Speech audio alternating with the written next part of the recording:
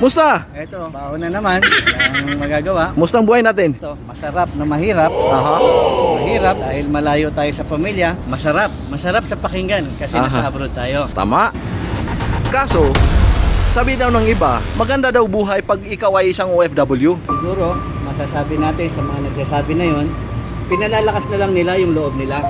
Aha. Kumbaga, hindi nila pinapakita sa pamilya nila na nahihirapan sila. Ayun. Katulad ng pag may sakit ka sa abroad, sino mag-aalaga sa'yo? Tama. Wala, sarili mo lang. Oo nga. Kahit minsan, kahit may sakit ka, kailangan mong pumasok para maitaguyod mo yung yung pamilya mo na nasa Pinas para mapagtapos mo ang iyong mga anak sa pag-aaral. Mukha atang may pinaghugutan ka, idol ah. Hindi naman. So, mga idol, meron kaming inihandang maiksing kwento Aha. tungkol sa mga OFW. At doon sa mga nais maging OFW, Aha. panoorin nyo ang video ito.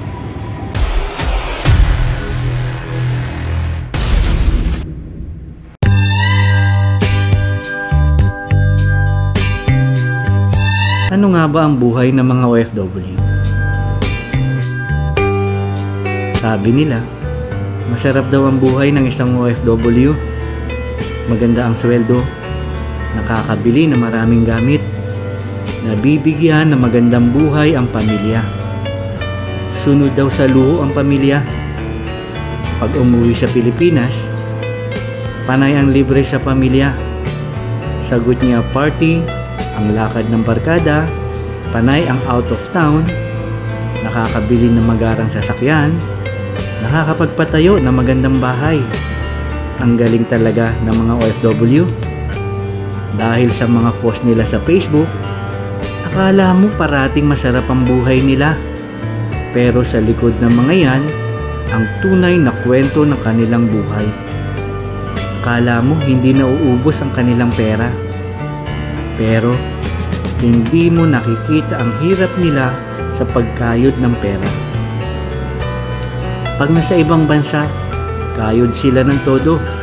Dahil nung lumaki ang kinita nung naging OFW, lumaki din ang gastos ng pamilya.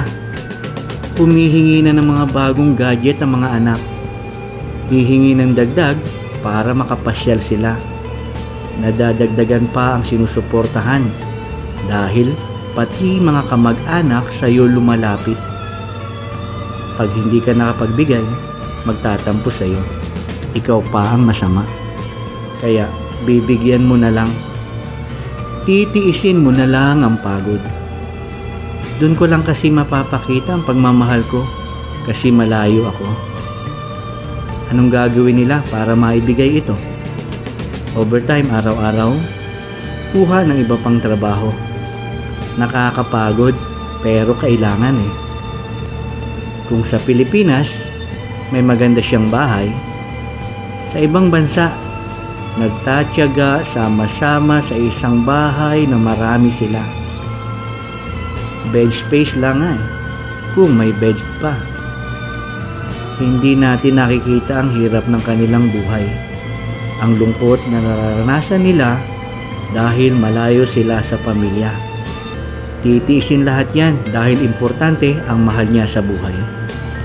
Kahit magkasakit, kahit delikado ang lugar na pinagtatrabahuhan, ang pag-aabuso sa kanila, ang pagmamaltrato, minsan hindi na nakakauwi ng buhay. Gagawin lahat para sa pamilya. Marami din ang hindi nakauwi ng ilang taon dahil hindi makaipon. Pag umuwi naman, yung konting naipon nauubos din sa sandaling bakasyon. Nagkakautang pa dahil sa di inaasahang gastos. Kaya balik abroad na naman para kumita. Pero hindi habang buhay na kaya mag-ibang bansa. Paano pag nagkasakit na? Paano pag nagkaedad na? Paano pag wala nang naipon? Pag tumigil ba ang trabaho, titigil na din ba ang gastos? Saan ka kukuha ng panggastos? Hindi natin alam ang mangyayari sa kinabukasan. Kaya maghanda, magtabi at mag-invest para hindi magtagal. Pag nakaipot ka na ng sapat, di mo na kailangang mag-ibang bansa. Makakauwi ka na at makakasama mo na ang mga mahal mo sa buhay. Tanggal na ang lungkot at hirap na malayo sa kanila. Kaya gaya nating mga OFW, sana'y matupad ang bawat pangarap natin. Huwag sana tayo mawala ng pag-asa. Darating din tayo sa ating mga paroroonan.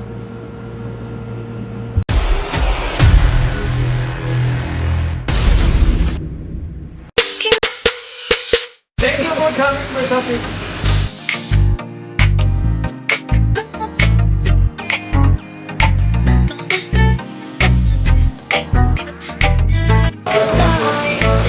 Thank you very much for visiting Versace Salon. This is Doris.